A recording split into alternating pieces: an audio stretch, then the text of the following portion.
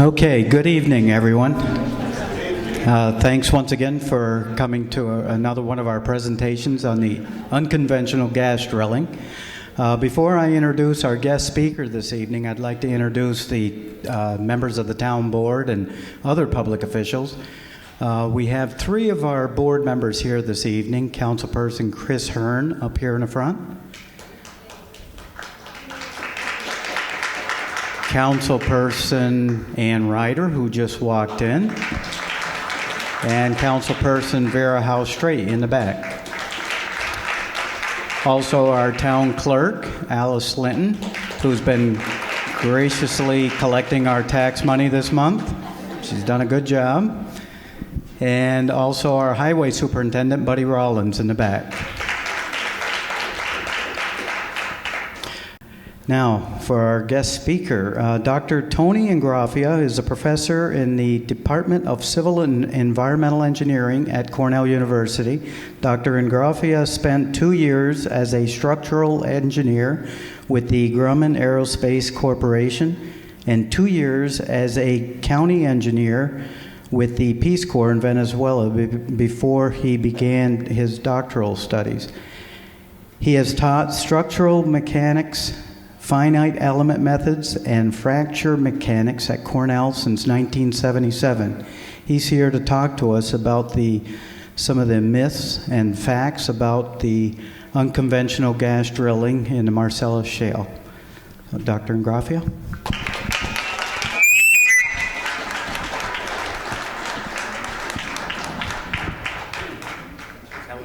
Good evening. Thank you very much for inviting me here to be with you tonight. It's an honor for me to participate in your ongoing activities in acquiring data and information and understanding about unconventional shale gas development. I really thank you for taking time out tonight, especially the board members and members of the staff of the town of Enfield. Ground rules. The only thing that I ask of you is a sense of curiosity, a sense of wonder, and a sense of humor. What you should ask from me is truth, clarity, and the ability to explain things that sometimes appear to be really complex, because they really are, in a way that everybody can understand them, even me.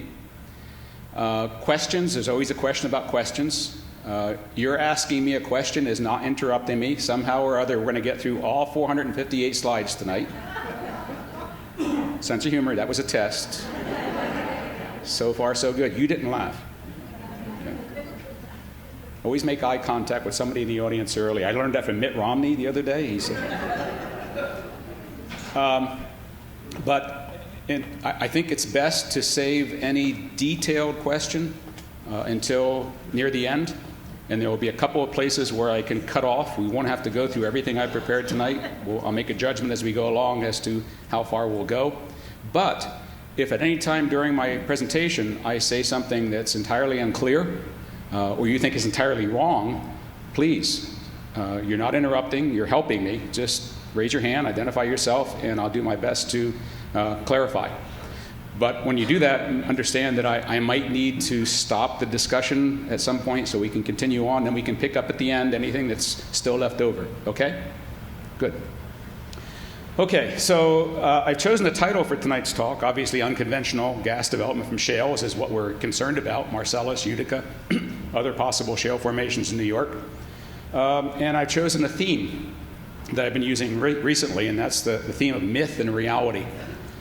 I found that if I just dive in and start explaining all the technology, the science, and the engineering, things can get a little dry.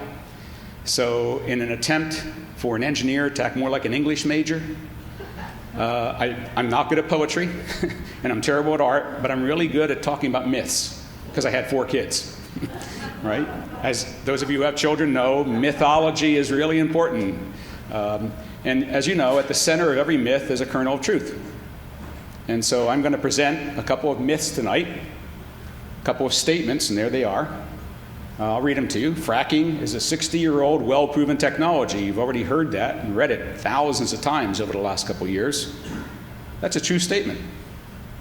But it's blown into something larger than truth and it's now become, in my opinion, mythological.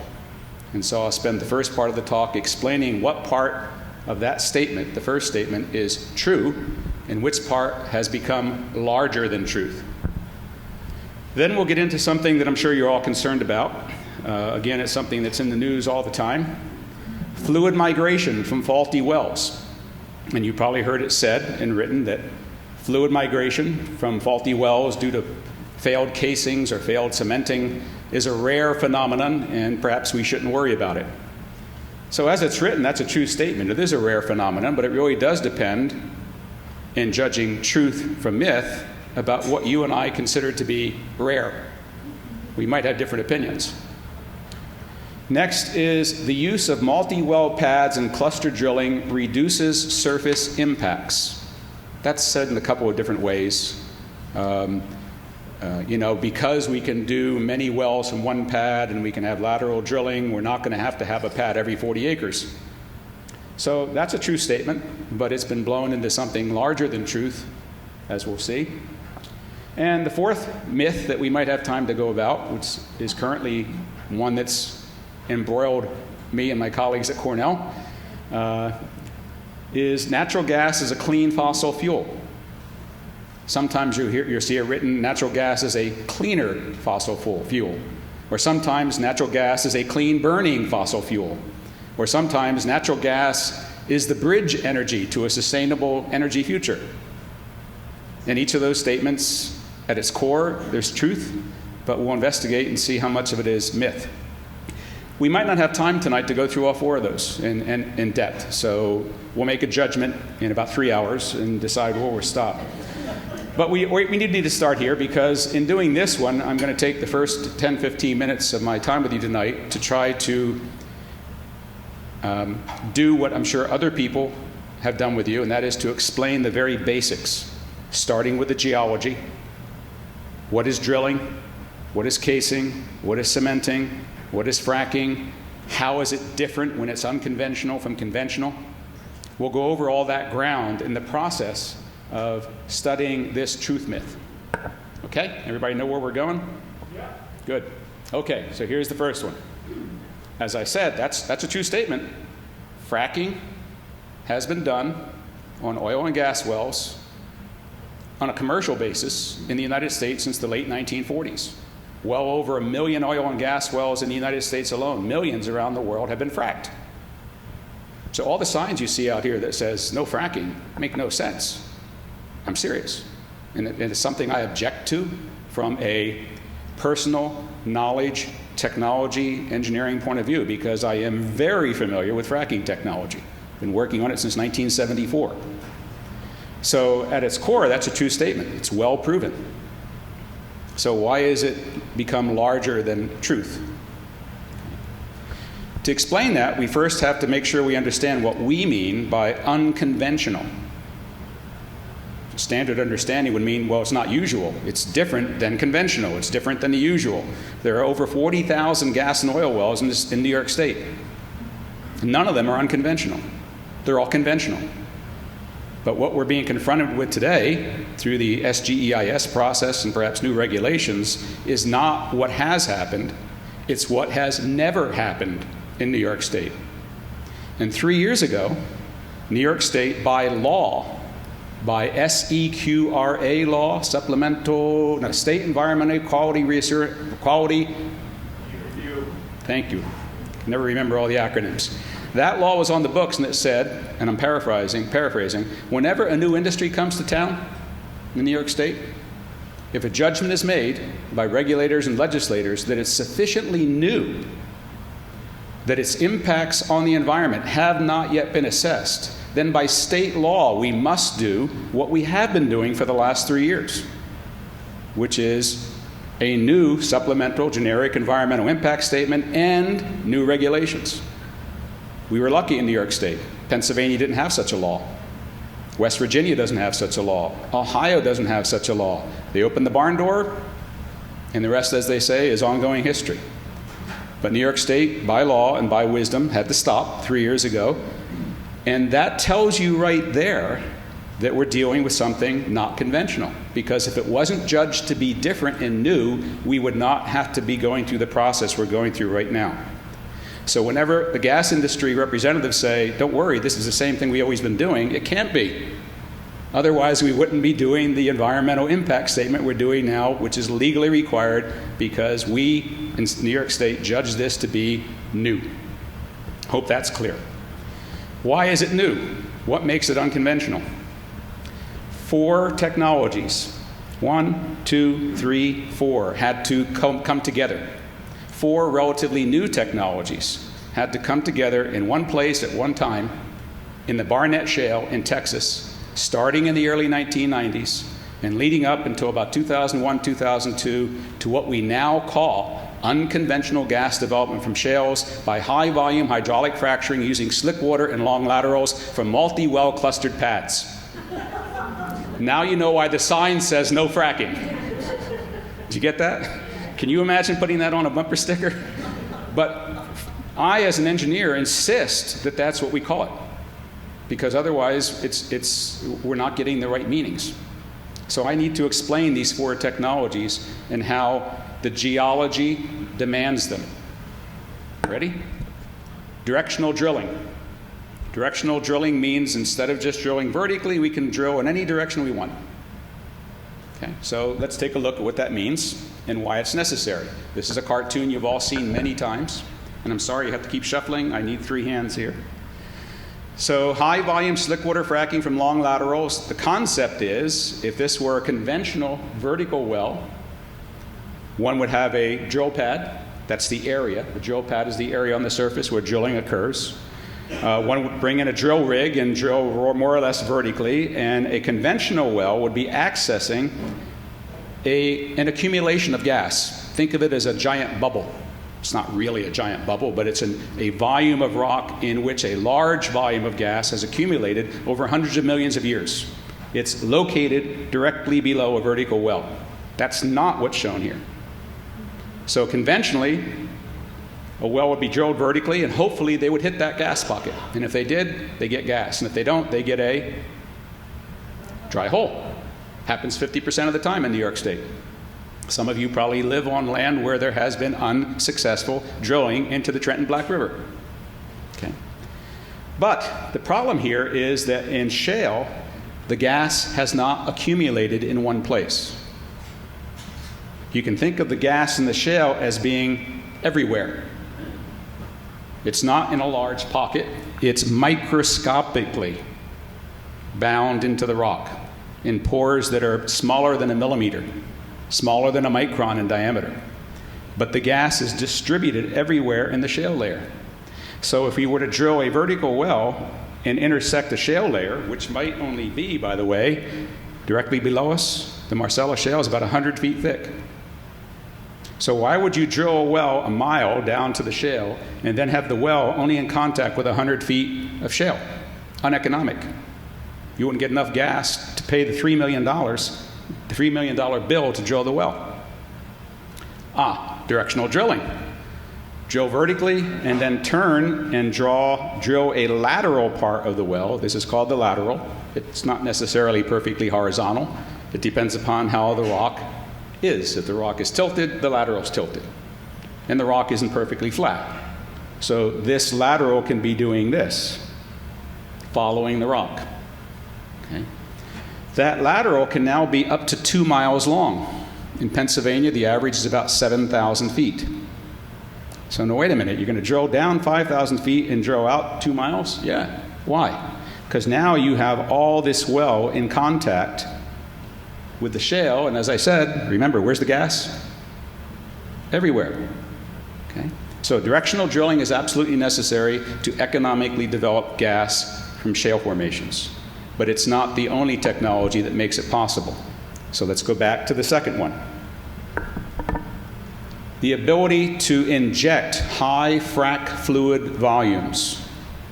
Higher than what? Higher than conventional. Well, how much frac fluid is used in a conventional well in New York State? By law, the limit is 80,000 gallons. It is illegal to use more than 80,000 gallons of frac fluid in a well in New York State right now. Okay? Why do you need more frac fluid? Well, you need more frac fluid because this now can be 2 miles long, and you have to do a lot of fracturing. Oops, I said the wrong word. Refracturing of the shale to get the gas out. Now we have a lesson in geology. Ready? Geology 101. Take a walk up to Gonnet Gorge.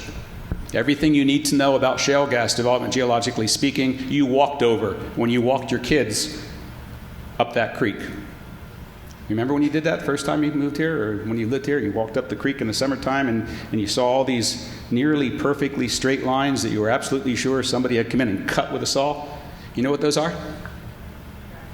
They're natural hydraulic fractures. Huh? This is a shale formation. It's not the Marcellus, it's not the Utica, but it's a black shale formation. And it's naturally fractured. How'd those fractures get there? And why are they perfectly straight lines? Remember I said you had to come here with a sense of curiosity? Are you curious? Those are natural hydraulic fractures formed by gas pressure. What kind of gas? Natural gas. Okay, so shale, think of this block right here as a block of shale. You know how long it takes for a molecule of methane to move 1 meter from the middle of that block to the edge? Well, it depends upon the pressure, but at the pressures that are down there, it would take about 10 years. Huh?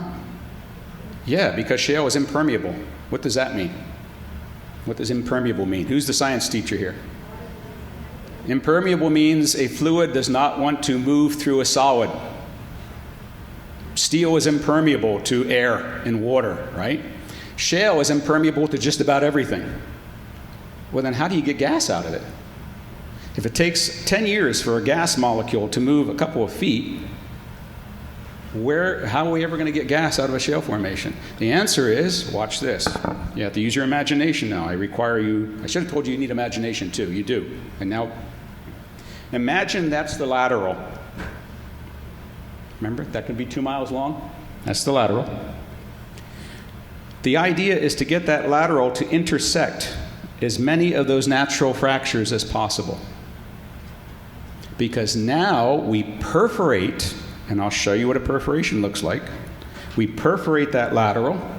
We inject a high-pressure frac fluid into that lateral, and that high-pressure frac fluid now goes where?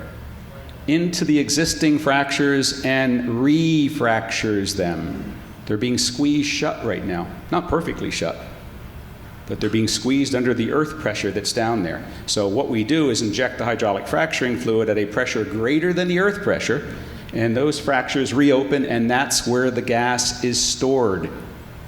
Over the last 300 million years, the gas that was in the middle of that block has migrated out to the fractures, and it's stored in the fractures. Did you know that? Yeah, now you know. See? Worthwhile coming tonight so far? All right, so here's an image. The whole idea of hydraulic fracturing in a shale gas well is to create a network. Think of this as a traffic network, right? Here's a city block. Here's a street going this way, Aurora Street, Route 79, the whole idea. A gas molecule needs to find its way back into a small hole in that casing called a perforation, back out the lateral, up the vertical, into your gas stove. But the gas molecule might have to come this way first and then that way, or it might have to come this way first and then that way. The whole idea is to create an interconnected network of open natural fractures, which currently are the reservoirs for the natural gas. So when the gas well goes into production, as you well know, a shale gas well production curve looks like what? It's called a decline curve, right? The first day it might produce 3 million cubic feet. Next day, 2.9, 2.8, 2.7, 2.6. After 1 year, it's down to half its production rate. After 2 years, it's down to a third of its production rate. Why? Because the well is draining the easily accessible gas. Over long term, 10, 20, 30 years, where's the gas coming from now? It's the gas that's slowly migrating out of the shale into the natural fractures and back up the well. That geology explains decline curves. Got it? So now you know it's not about fracking, it's about refracking. It's not about creating new fractures, it's about opening up old fractures. And now you understand why we need high frac fluid volume. Because if this is 7,000 feet or 12,000 feet, how many of these fractures are going to be opened when we inject the fluid? The average spacing between the fractures is on the order of a couple feet, so we're going to open up thousands of those existing fractures. How far do we want to open them? In this direction, as far as we can. How about the vertical? How far do we want to open them vertically? All the way to the surface? Ooh, wait a minute. How do they do that?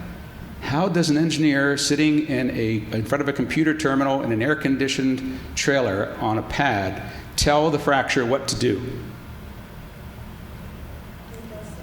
Oh, engineers always have a problem. Who else is an engineer here? Okay, you know as well as I do, the problem with engineering is that you can never do exactly what you want to do. There's always some constraint that resists your best wishes. So the best wishes here would be that those fractures are opened as far as possible this way, but only to the thickness of the shale in the other direction. Otherwise, you're putting fracturing fluid into sandstone, limestone, mudstone, siltstone, which doesn't have any gas. So there's a limit to how far they can pump and what pressure they can pump and how much fluid they can pump before they ruin the well. That takes experience and judgment. So now you know why they need high frac fluid volumes, and how much do they need? 80,000 gallons? 800,000 gallons? How about 8 million gallons? Average Chesapeake well in Pennsylvania for the last year has taken 5.5 million gallons to frac. It's roughly 100 times more than currently being used in conventional wells. So are we talking about the same fracking technology that's been used for 60 years? No. Different objectives, different technology. Let's go back to the third thing that we need. Slick water. It's not called slick water because it was invented by some Texan named Slick. It's called slick water because if you're trying to inject 5 to 8 million gallons of fluid down a pipe of what diameter? This one always gets people. How large, what is the diameter of the production casing in a Marcellus shale gas well? What's the diameter of the pipe? You get a choice. 100 inches in diameter? 50 inches in diameter? 20 inches in diameter? 10 inches in diameter? How about 5? Okay, so you got a pipe that's 5 inches in diameter. It's 3 miles long. See, 3 miles from here, if I head back towards Ithaca, where would I be at the end of 3 miles? What's 3 miles towards Ithaca? Okay, so imagine we lay a 5-inch diameter pipe 3 miles down 79 towards Ithaca, and you want to pump 5.5 million gallons of fluid through that pipe at 10,000 pounds per square inch of pressure in 2 hours. How many volunteer firemen do we have here? Nobody? Aren't there any fires in Enfield? We do. Okay. All right.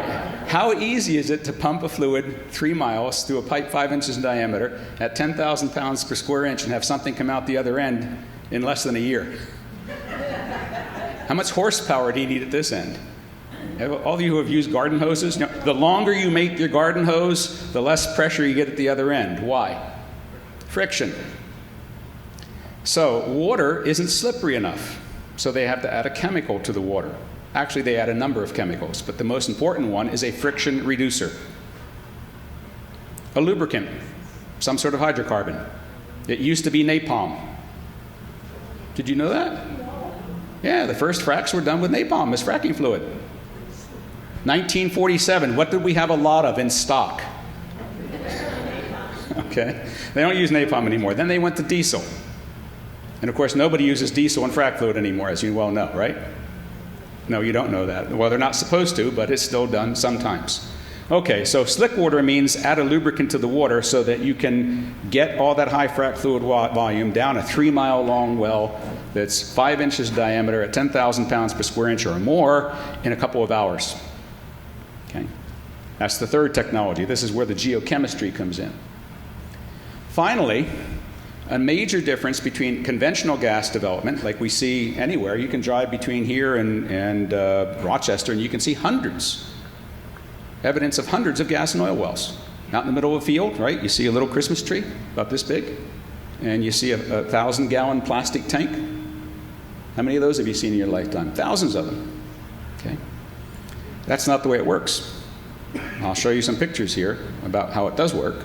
But the idea here now is instead of drilling one well from a pad, like this image, which you always see the industry showing, they only ever show you one well. What they're not telling you is that if this is a pad, there are 4, 8, 12, 16, 20, 24 wells that are going to be drilled from that same pad. So allow me to move here. There would be another well that looks just like that one, offset up here 8 feet, and it comes down and it curves out this way and comes this way so that there's about 500 feet between the laterals.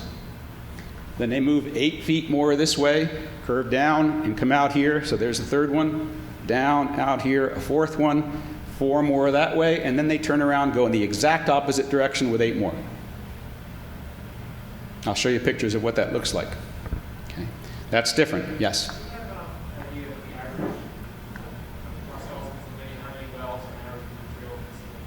Okay, I'll quickly answer that question. Everybody heard it? The question is, right now in Pennsylvania, what's the average number of wells being drilled from a pad? You have to understand that Pennsylvania it was a mad rush.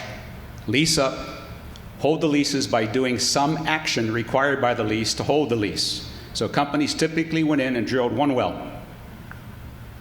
Went off and started another pad, drilled a well.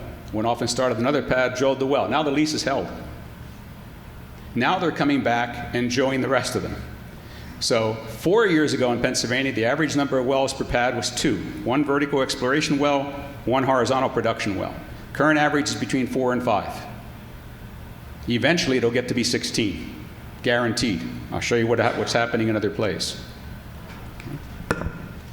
All right, so those are the 4 technologies. Let me explain with more pictures what they look like.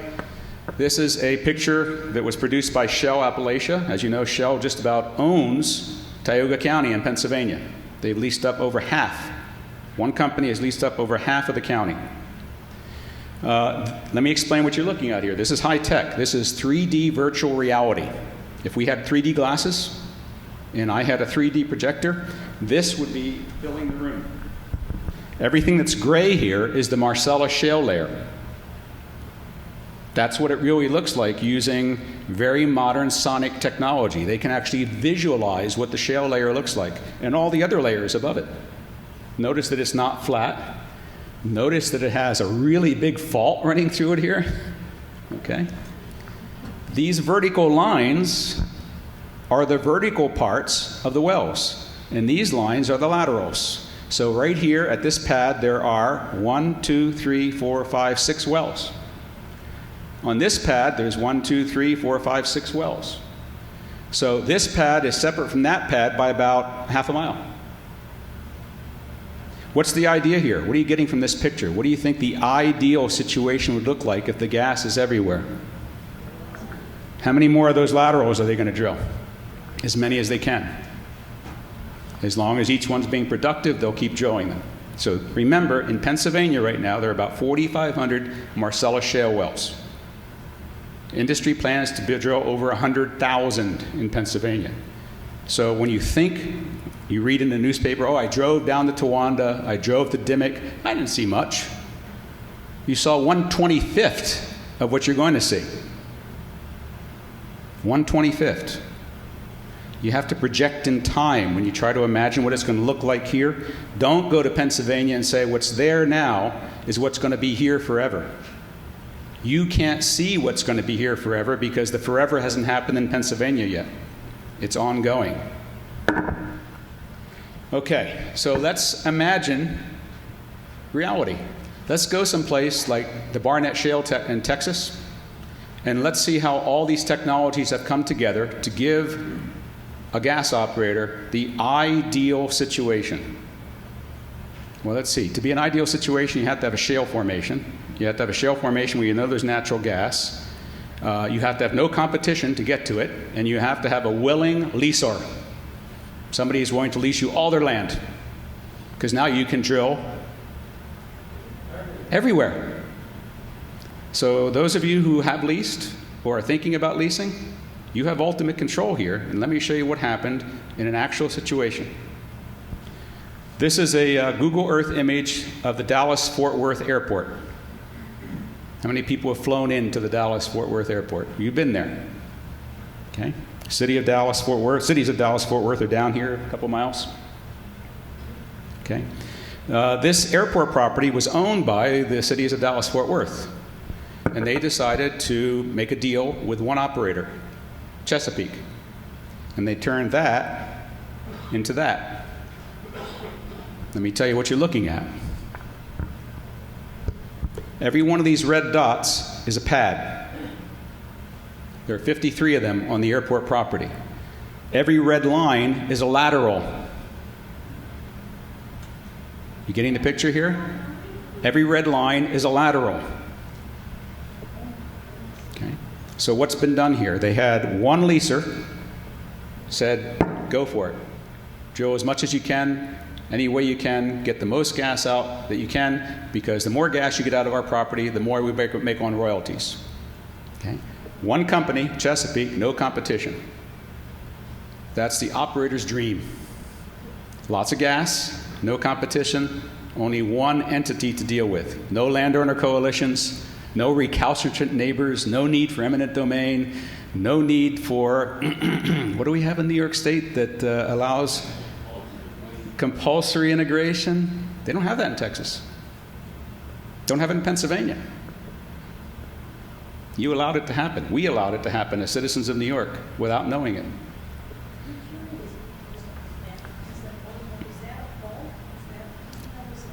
No, let's see. That's probably explained if we go back. I don't know. They probably couldn't get access, or they had, as you imagine, they couldn't put a pad in the middle of a runway. They couldn't put the pad in the middle of the terminal. So where they could put the pads was constrained, and therefore where they put the laterals was constrained. Okay. So that's an ideal situation. Okay. So let's return to the statement of the fact and then the myth. It is a fact that hydraulic fracturing is a well-proven technology that's been used in over 1 million wells in the United States since 1947. But what we're talking about here is not that kind of fracking. The kind of fracking we're talking about is much higher volume, in much longer wells, at much higher pressures, from multi-well pads, from clustered pads. 100 times more frac fluid, which means 100 times more waste. Okay? So this is a page from our SGEIS, yours and mine. It's a table, and it chronicles the history of hydraulic fracturing technological milestones. The first horizontal well drilled in a shale formation was in 1991, not 1947. The first use of slickwater fracturing, 1996, not 1947.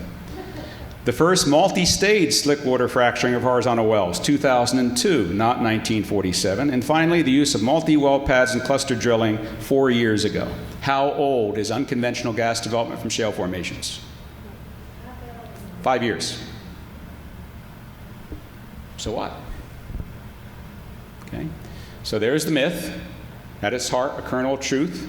But the way I would say it is unconventional development of gas using high-volume slickwater fracking from long laterals is not a 60-year-old well-proven technology. It's a 5-year-old technology that's still under development. There have been fewer than 25,000 such wells in the world. Not 1 million, not 100,000, 25,000. None in New York State. 0. So what? It's all about health impact. This whole idea is trading off potential for health impact with wealth impact. It's an industry. Doesn't matter whether you're talking about building a car, building a toaster, or building a gas well. There are always trade-offs between wealth and health, and you get to decide. But since this is still a new technology under development, we haven't had the time to do all of the studies, human health studies, environmental impact studies, sociological studies, economic studies, to determine what those impacts are over the long haul. Can anybody tell me what the impact on Pennsylvania of 100,000 gas wells is going to be? Can you extrapolate from 4,000 wells? Maybe, but it's a really long extrapolation from 4 to 100. Based on the 4,500 wells in Pennsylvania, can we pretty much predict how things are going to work out with 60,000 wells in New York? I don't think so. Okay. What makes me say that this is still a technology which is under development? I thought it was slam dunk, same old, same old. Well, I say this: why has Pennsylvania twice had to revise its regulations with respect to unconventional gas development and shale if 5 years ago, when they first started development in Pennsylvania, it was a slam dunk? Why did they need to revise their regulations twice? Why are we having to revise our regulations? Because it's new. Any questions before we go on to truth myth number 2? Okay. Fluid migration from faulty wells is a rare phenomenon. I've already let the cat out of the bag. We're going to get to what you and I mean by rare. But first, I got to show you what it looks like when a well goes bad. The industry calls it loss of wellbore integrity. I'll do lots of explanation here, but I want to start off with a video. So let's imagine we're standing in what's called the cellar. Not the S-E-L-L-E-R, the C-E-L-L-A-R, like the basement of your house. This is the production casing. It's a steel pipe that goes down a couple thousand feet and goes out with a lateral. The gas is supposed to be coming up inside that. Around the wellhead, there's usually an excavated area. It's called the cellar. And when you have large rainfall or snow melt, that cellar fills with water. Okay, water is a telltale. If the gas is not coming up inside the well only, it might be coming up outside the well.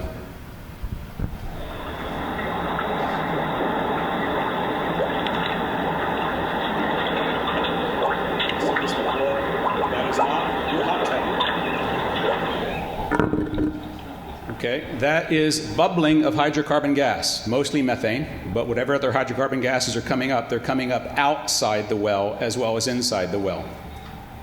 Is that good or bad? From an environmental point of view, there are two risks here. One, for that gas to get from down there to up here, it had to go through the underground water aquifer. It can't get from down there to up here without going through the aquifer. And so what if it didn't bother the aquifer, which it can't not do? Now it's being exhausted into the atmosphere. For how long? If they can't fix that, how long will that gas continue to bubble? Forever, as long as there's gas down there. Is that bad to have methane being exhausted? We'll talk about that later. The answer is yes. So that's what a well going bad looks like. I challenge you to do the following. This is absolutely required homework. If you're seriously considering leasing your land, you're seriously considering not having development in Enfield, whatever, do your homework. Go to the Pennsylvania DEP website and go to their violations section.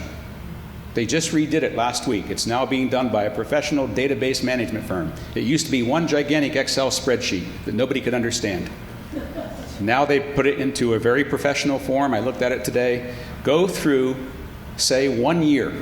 You can type in which county you want to look at. You can say, I want to see January 1st, 2011 to December 31st, 2011. All the operators in Bradford County. Show me every violation that was found. And count the number of times the violation says, bubbling in the cellar. I'll give you that data in a minute. It's not once in a blue moon. Okay? Here's another myth. Okay, so a well goes bad. It happens. But the gas just comes up outside the well, and sometimes we can fix it, and sometimes they can. It's very expensive to try to fix that, and the fix is not always successful. It's called a cement squeeze. If we have time later, I'll try to explain it to you. But the implication is that that's the only place that methane can migrate to, into the cellar. Another slide, another video. Anybody here a trout fisherman? Thank you. So you're walking down a trout stream in north central Pennsylvania, and you see something you've never seen before. Bubbles. Ooh, bubbles. Ooh, look, more bubbles. Those weren't there when I was here last week. Where'd they come from? The nearest gas well is 2 kilometers away, 2,000 meters, almost 7,000 feet, mile and a half. Once the gas gets the ability to get outside the casing, either by the drilling process, by the failure of the casing, or by failure of the cement, or by the hydraulic fracturing process, all of those can possibly do this. The gas goes where it wants to. Wherever the underground geology takes it is where it goes. So let me ask you another question. Now, you appear to be a very sharp audience so far. Nobody's asleep. If the well that caused that, or the wells that caused that, are 2 kilometers away, are you guaranteed that the only place the gas is coming to the surface is in that creek? How would you know if it's coming to the surface between the creek and the wells? Can you smell natural gas? It's odorless. Can you see it? It's tasteless, odorless, and colorless. You would have to have some very sophisticated flux measurement technology, and you have to walk through the woods or fly over the woods in a helicopter or set up a tower and put that monitoring instrument up there and let the wind blow and determine how much of the methane is coming up in the forest. Or you look for dead plants. That's another telltale. All right. It's really important that you understand some more technology. I showed you the technology of the geology of drilling and fracking. Explain why fracking is really refracking, where the gas is, how the gas gets into the joints and natural fractures and how they're stimulated. Now you need to know something about well construction. How many people here are engaged in the construction trades? Good. We shouldn't have any problem. What I can't explain, you should be able to help me. All right. It's back in the late 1980s. Schlumberger, the company, the oil field service company that does drilling, cementing, fracking, well repair, all the things. Schlumberger is the premier, #1, most professional, best run corporation in the entire oil and gas industry. I know that because I worked with them for 20 years. Not for them. I was working at Cornell, but they funded the research at Cornell and hired me as a consultant. So a lot of my summer salary and 4 or 5 of my students got their PhDs on Schlumberger bucks. And my job and my research was to help them to understand the hydraulic fracturing process by a combination of doing physical experiments, observing what happens in real life in the field, and doing computer simulation. Those are the 3 things I did for 20 years. Okay. In the late 1980s, Schlumberger said, let's go test our computer models. We think we now have a computer model that can predict how hydraulic fracturing actually works. Remember, this is late 1980s, so it's 40 years after they started fracturing. Up until that time, it was, let's try something different and see if that works. So mechanics came late. Sophisticated mechanics came late to hydraulic fracturing. It wasn't until the mid-70s that companies really got serious about being sophisticated about mathematical models and computer models. So my job that summer was to go out to Salt Lake City and help them perform a test that I'm going to show you. And in doing so, you're going to see a casing, see cement, see perforations, and actually see hydraulic fractures. Because as far as I know, no one has ever been down a well to see them. Okay? It's really hard to do that experiment. So you do the best you can. You have a computer model that says, here's what we think is going to happen. How do you know whether the computer model's right? You do what's called a validation experiment. You do an experiment where you have control. You first do the simulation with a computer program. You put that in a file someplace and lock the drawer. Then you do the experiment. Then you see what the experiment did. Then you compare the two. And if they compare well, you say, well, we've captured the mechanics and the physics. And now our model is valid, and we should be able to use it in the field. That's how it works. That's how science works. So we got a block of rock. This is not shale. It's sandstone. It's a tight sandstone. It's the kind of sandstone that is also subject to unconventional gas development because it has to be massively hydraulically fractured to get gas out of it. This is long before shale gas development was going on. Okay, so we have a block of rocks, about 2 meters, 2 yards on the side, 6 feet cube. We applied pressure on all 6 sides using pressure jacks so that that block of rock thought it was 5,000 feet underground. That's neat. Okay. Then we drilled a hole in it using a regular drill. Then we inserted a casing, a real casing. Then we cemented the casing with real cement. And then we dropped the perforation gun into it, and we perfed it. And then we injected hydraulic fracturing fluid, a special kind with a red dye in it, and we fractured it. And when we were done, we broke open the block to see what we would see. Now that's fun. I don't know about you. I know you're thinking, this guy's nuts. He gets fun out of breaking things. I'm a fracture mechanic, okay? None of my kids are like me, though. They're all sane and sober. Okay, so let's see what happened. So imagine we've done all that, and now we broke the block open to see what's on the inside. Okay, so here we go. This silver is a steel pipe called a casing. So that could either be the vertical part or the horizontal part. The gray stuff is cement. It's not concrete, like a concrete sidewalk.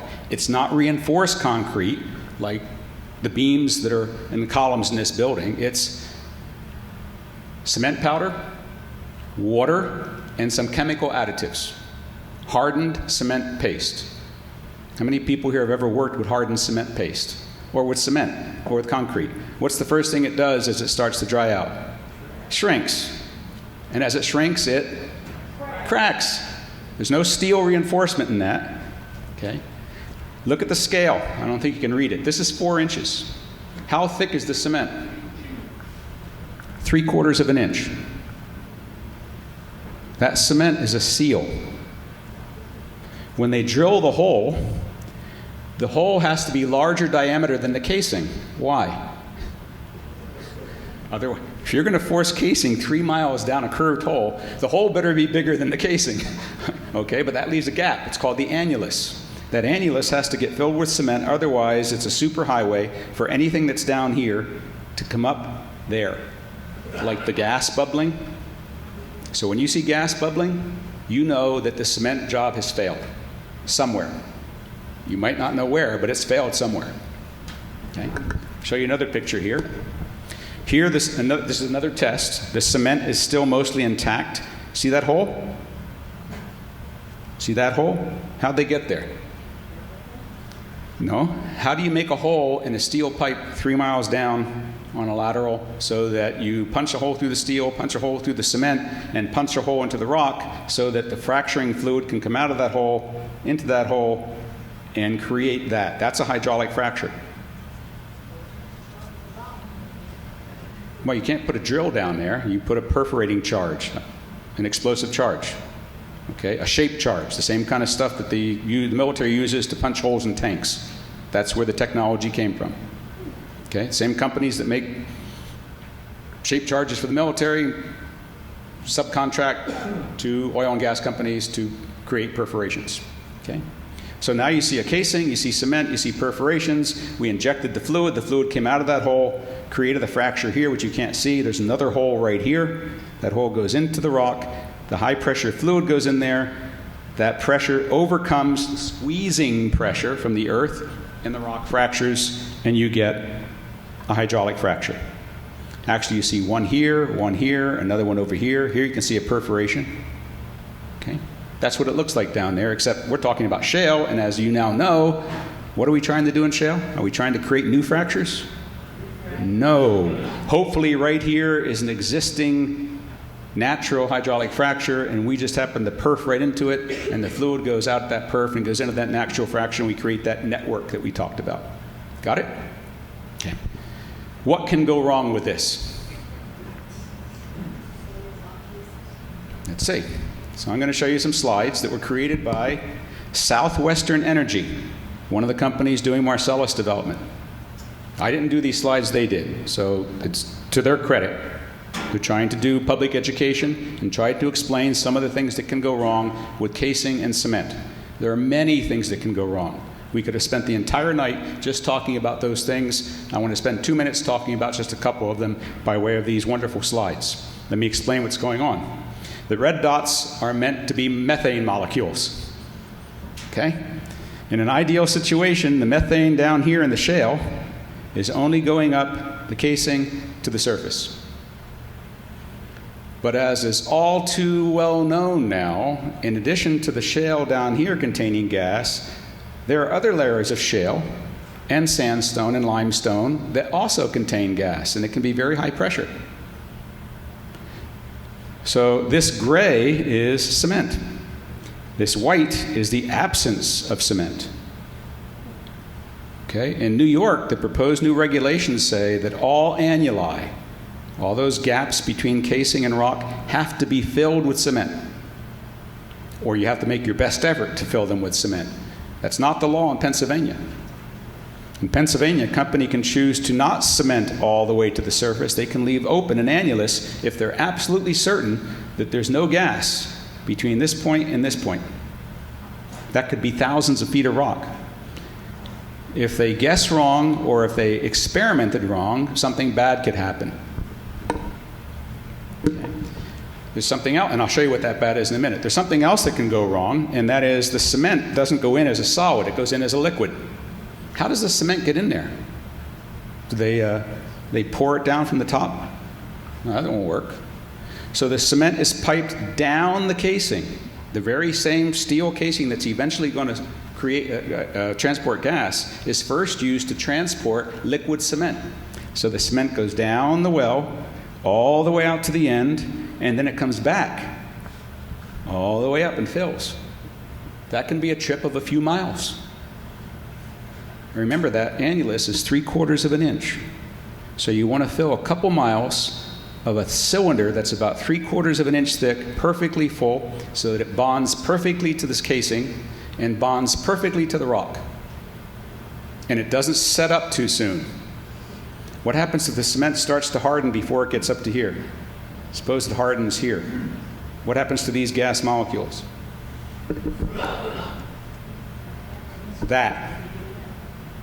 That's one of the things that happened in Dimick and in Bradford and in Tioga. It happens all the time.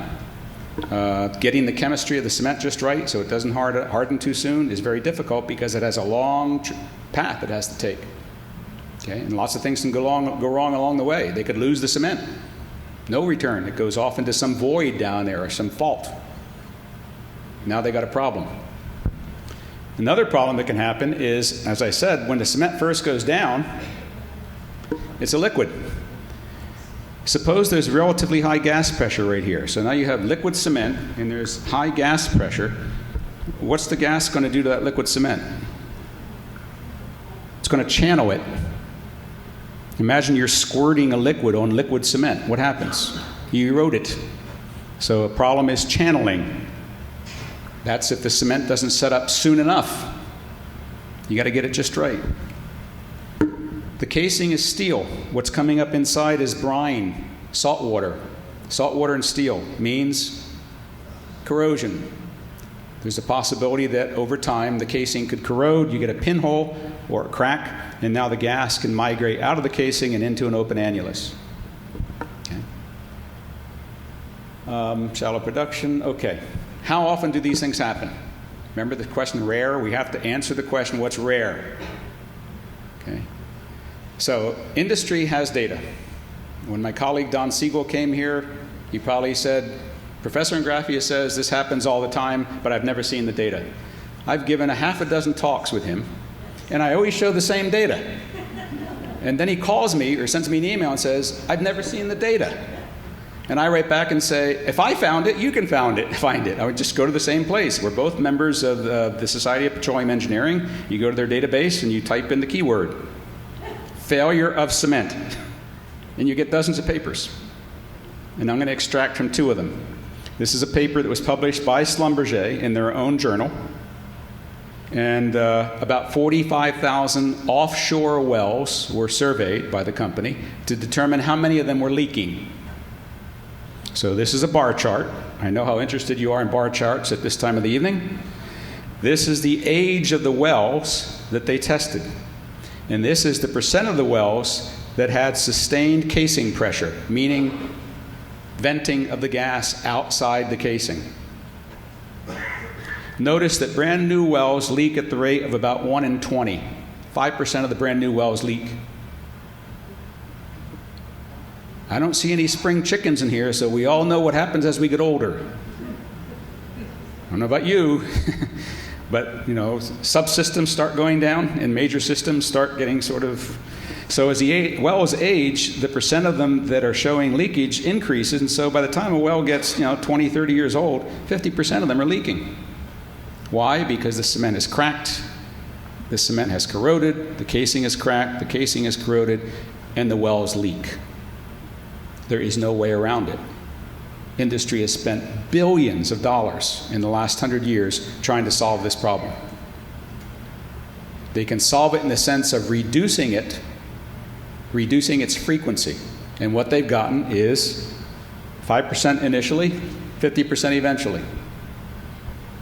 So I showed this data once to Don Siegel, and he said, oh, but that's offshore wells. It's irrelevant. My answer was, don't you think they'd be a little bit more careful about an offshore well that costs $1 billion than an onshore well that only costs $3 million?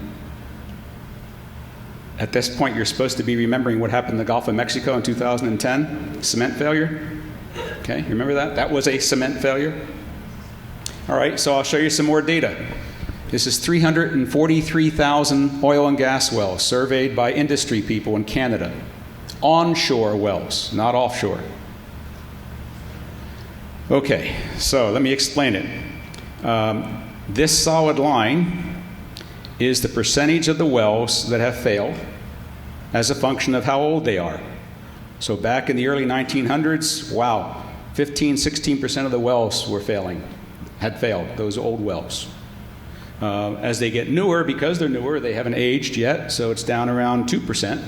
But if you accumulate, you take all the wells, all 340,000 wells that they looked at, and you do a cumulative distribution, you find out that in 2005, cumulatively, roughly 4.5% of the wells were leaking. Can't get around that 4.5%, 5% business. Doesn't matter whether you're offshore or onshore, you can never make the number go to zero because it's too damn difficult for all the reasons I just showed you. Everything has to be perfect, initially and forever, and it can't be done. More recent data. Pennsylvania, last 3 years. Surely by now, there's 75 companies drilling gas wells in Pennsylvania. There's a whole distribution, some really, really good companies and some really, really bad companies. So we're going to expect a distribution of performance. Some companies are going to do better than others. But let's just look at the gross statistics. This is directly data out of the Pennsylvania DEP violations web base. You can check it. Here's the website. The number of new Marcellus wells in Pennsylvania doubled between 2009 and 2010, and it continues to double every year. But the rate of methane migration from wells quintupled. They doubled the number of wells, but the number of violations for methane migration went from 1.26 for every 1,000 wells to 7 for every 1,000 wells. Are they improving the technology or deproving the technology? It's getting worse. Why? Because there are too many companies trying to drill too many wells too fast, cutting corners, mom and pop shops not using the best personnel with the best knowledge and the best equipment. Fast forward, first 5 months of last year, only the first 5 months, 47 violations issued on 33 wells for methane migration. Some wells were issued more than one violation. They supposedly fixed it, and it went bad again. So they got a violation again. So in 2010, there were a total of 90 violations on 64 wells. So again, the data shows the situation isn't getting any better. And it won't. It can't. The companies are doing as best they can, and they'll never fix this problem. So now the question is, what's rare? Okay. Again, recent data, colleagues at Duke University hypothesized the following. Let's go test private water wells for methane concentration and see if there's a correlation between the concentration in methane in a water well and the distance between that water well and the nearest gas well. Again, these are scientists, so you pose a hypothesis. Those of you who took science know the first thing you do is you observe something, and the observation was, geez, there are people who are losing water wells in Pennsylvania. Let's form a hypothesis, and then we'll test the hypothesis with testing. So they went and they measured concentration of methane in, I think, 63 or 65 water wells. I forget the exact number. You'd have to count the number of dots. And then they made a graph. Again, this isn't a bar chart. It's a graph. This is the distance between the water well that was tested and the nearest gas well in meters. 5,000 meters, 4,000 meters, 3,000 meters. And this is the measured concentration of methane in milligrams of methane per liter of water. Do you see a correlation? This data doesn't prove anything, But it does show there's a correlation. The closer your water well is to a gas well, the higher the probability that you're going to have a high concentration of methane. What those same scientists are doing, and 3 other groups are doing right now, is trying to develop, if it exists, causality. Is the reason you get the high concentration something wrong with the wells, something wrong with the hydraulic fracturing? Why is this correlation? And when did it occur? So industry would say, everybody has methane in their water. Everybody in Enfield who has a private water well has methane in it. And that's a true statement. Did you hear what I said? Everybody in Enfield who's on a private water well, you have methane in your water. I guarantee it. At what concentration? That's an important question, isn't it? Because if you're down here, do you give a damn? Here's the beginning of the danger level. Okay? So if you've got 1 microgram or 10 micrograms, that's milligram. A microgram is 1,000th of a milligram. You can measure methane concentration to the nanogram. So a company can say, you've got methane in your water. It's not our problem. But you have to ask 2 questions. What concentration, and when did that concentration first show up? So it's not just a space issue, distance, it's also a time. You can't see that here. When did these concentrations occur? Before there was drilling or after? So it's true, there's methane in everybody's groundwater. But you have to ask and get answered 2 questions. At what concentration, and when did that concentration occur? Which means you better get baseline testing done.